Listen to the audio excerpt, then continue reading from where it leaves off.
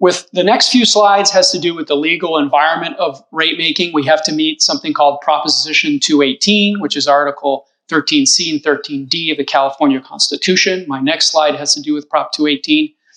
There is a pass-through provision in a section of the California Government Code, which means that the city can pass through its wholesale water purchase costs from Callegas and United.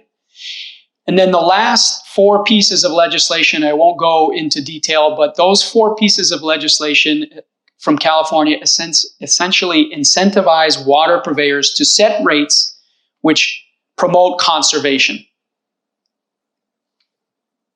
And this is Prop 218. I won't go through each one, but I will go through the first 3.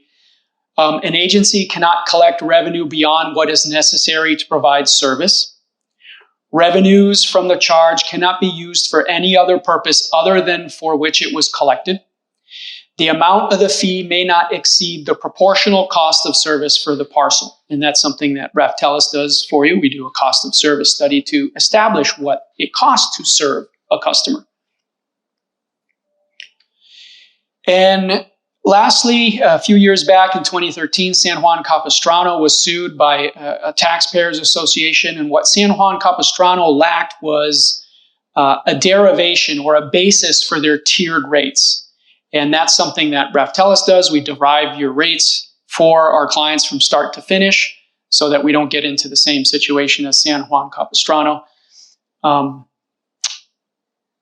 Basically, you have to show the math as to why the rates in each tier are as they are. You have to show the math.